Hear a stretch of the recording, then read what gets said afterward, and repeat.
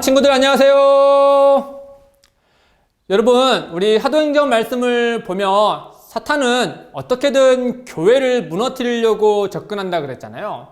그들이 접근하는 걸 방법을 보니까 외부에서 핍박을 먼저 해서 사도들을 붙잡아서 감옥에 넣고 채찍질을 해서 그들로 하여금 더 이상 말씀을 전하지 못하도록 하거나, 또는 지난 시간에 살펴본 것처럼 교회 안에 죄를 낳게 하여서 부패하게 하고 스스로 무너뜨리려고 하는 전략을 썼다 그랬죠. 그러나 교회는 항상 그 사탄의 전략에 맞서서 성령 안에서, 예수님 안에서 더욱더 견고해져 갔다라고 했어요. 그런데 사탄은 여기서 그치지 않고요, 이번에는요, 교회 안에요, 서로 간에 다투게 해서, 서로 그 안에서 다투고 싸우게 해서 문제를 더 크게 만들어 가지고요, 교회로 하여금 스스로 자멸하기를 바랐던 것 같아요. 그래서요, 교회 안에서요, 네 편, 내 편으로 나누는 문제를 더욱더 부각시켜 버렸거든요. 어떤 일이 있었냐? 예나 지금이나 여전히 사람들이 다투는 것 중에 하나는 바로 먹는 문제예요. 당시 초대교회에서도요, 예루살렘 교회에서도 이 먹는 문제로요, 네가 맞느냐 내가 맞느냐, 네 편, 내 편으로 이렇게 다투는 일이 벌어진 거예요. 여러분, 초대교회는요, 사도들과 같이 하나님 말씀을 증거하다 보니까 수많은 사람들이 예수님을 믿고 교회로 찾아오게 됐어요. 여러분, 예를 들어서 사도 베드로가 하나님의 은혜 아래서 말씀을 증거하자 3,000명이 넘는 사람들이 예수님을 믿고 교회로 들어오게 됐잖아요. 그 중에는 부자도 있었지만은 대부분의 사람들이 가난하고 또는 사회적 약자들이 많이 있었다는 거죠.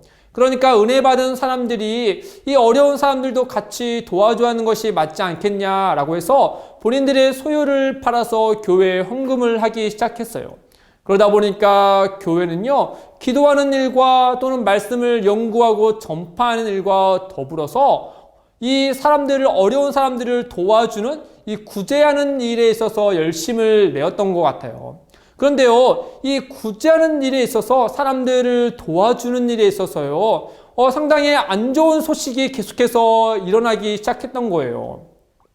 예를 들어서 당시에 예루살렘 교회에 이 음식과 또는 어려운 사람들에게 어느 정도의 물품과 돈을 나눠주는 일에 있어서 사람들 가운데 본인들이 차별을 받고 있다라는 생각을 가진 사람들이 등장하기 시작했어요.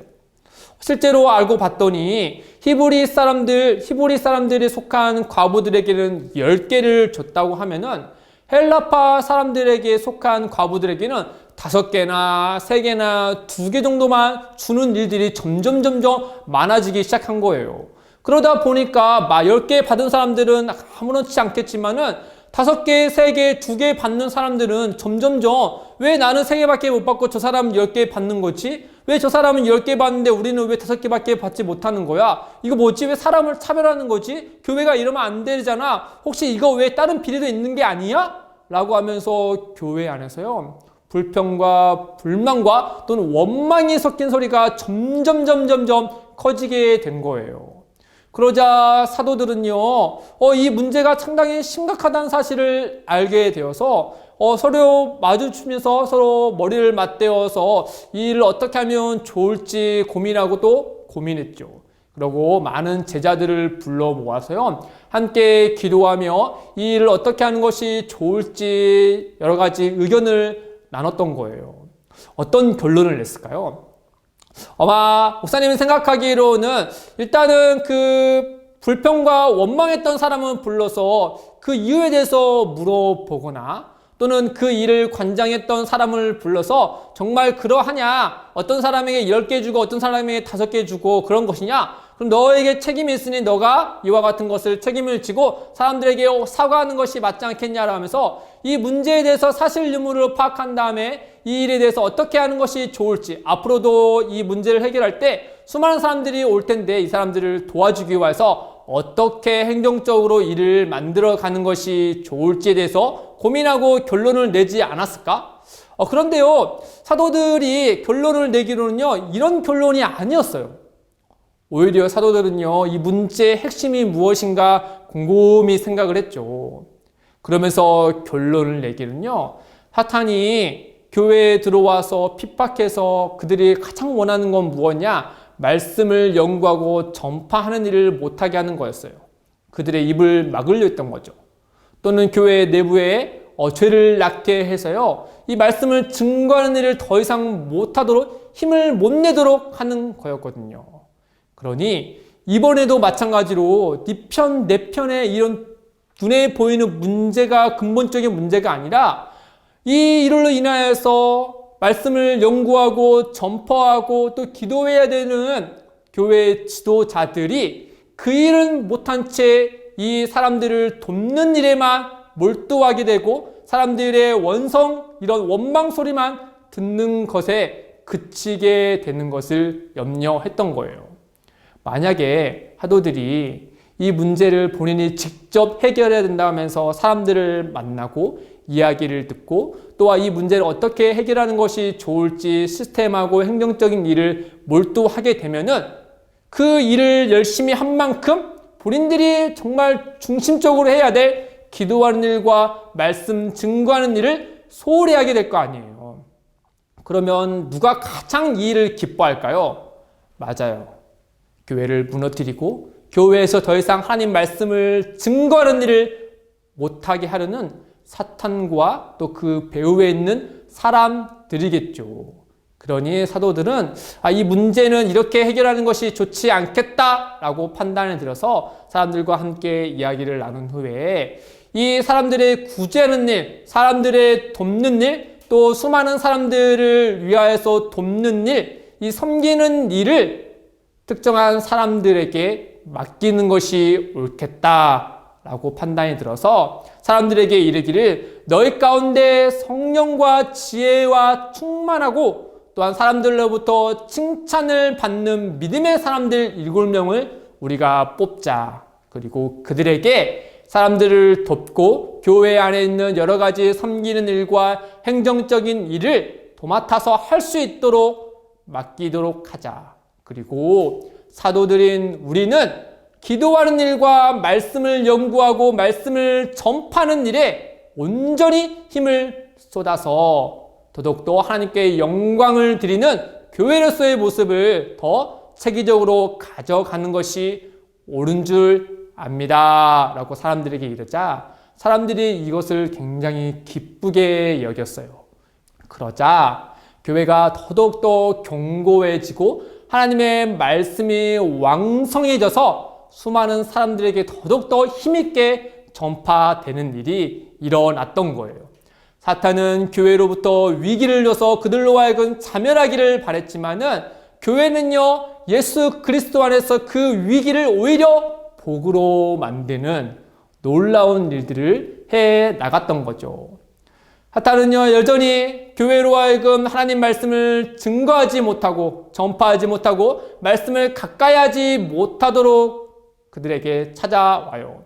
그는요, 지금 오늘날 우리에게도 동일하게 찾아와서요, 우리로 하여금 어떻게든 말씀을 가까이 하지 못하도록 한단 말이죠. 여러분, 사탄은요, 우리의 연약함을 건드려 가지고요, 우리로 하여금 죄를 낳게 해요. 근데 그 죄를 낳게 해서 궁극적인 목적은 무엇이냐? 우리로 하여금 주 예수 그리스도를 멀리하게 하고 말씀을 멀리하게 하고 기도를 멀리하게 한다고 해요. 우리가 바쁜 숙제로 기도하는 일을 멀리하거나 또는 게임하는 일과 또는 더 재밌는 일을 위하여서 말씀을 가까이 하고 말씀을 암송하는 일을 소홀히 하게 된다면 여러분, 우리는요, 그 말씀으로부터 점점점 멀어지고 있는 것이죠. 보다 더 큰 유혹과 더 큰 문제는 바로 무엇이냐면요, 말씀 자체의 그 오묘하고 그 말씀 자체의 은혜를, 그 감동과 그 감격을 누리기보다는 그 말씀을 단지 성취실과 성취핀을 얻기 위한 수단으로 여기게 된다라고 하는 거예요. 하나님이 이 일을 기뻐하실까요? 그렇지 않죠. 하나님은요, 우리 어한을 통하여서 우리에게 말씀을 암송하고 말씀을 계속 읊조리게 하는 것은요, 말씀 자체의 그 은혜를 경험하게 하고 그 말씀을 먹음으로 인해서 우리가 온전한 그리스도인으로 세워지기를 바란다라고 하는 거죠. 그런데 사탄은요, 스며시 우리에게 들어와서요, 우리의 틈에 들어와서 우리의 연약함을 건드려 말씀 자체를 보지 못하게 하고 말씀을 단지 내가 얻어야 될 성과를 위한 수단으로 여기게 해서 결국에는 말씀으로부터 우리를 멀어지게 한다라고 하는 거예요. 결국에는 그 말씀을 수단으로 여기게 되면 어떤 현상이 벌어지겠어요? 누가 더 많이 애우느냐? 누가 더 적게 애우느냐? 누가 더 승리를 했느냐? 누가 패배했느냐? 경쟁이라는 것이 들어와서 그 말씀 자체로 하여금 우리로 교회를 검덕 아름답게 세우는 일에 멀어지게 해버린다라고 하는 거죠. 사랑하는 우리 언하 친구들, 우리 이제 6주차 또 7주차를 넘어가고 있는 이때 여러분 지금까지 말씀을 암송하고 또 열심을 내어서 이렇게 하나님을 사랑하는 모습들이 너무나 보기 좋아요. 이제 남은 3주, 4주 기간에는요, 여러분 그 말씀을 암송하면서 그 말씀이 주는 은혜를 정말 깊이 있게 경험하여서 하나님께 영광을 드리는 우리 친구들이 되었으면 좋겠어요. 말씀 자체의 그 은혜를 경험하고 그 말씀을 사랑하게 되면요, 여러분 핸드북 점검할 때요, 수많은 유혹이 우리에게 찾아오더라도 우리는 정직하게 그 말씀을 암송하고 결국에는 그 암송한 말씀이 우리의 삶을 아름답게 이끌어 좋은 열매들을 맺게 할 거예요. 그러니 그 하나님의 말씀을 늘 사랑하고 가까이 하며 그 일에 힘쓸 수 있는 사랑하는 우리 친구들 되기를 주님의 이름으로 축복합니다. 여러분 오늘도 승리하고 다음 주에 만나요. 안녕.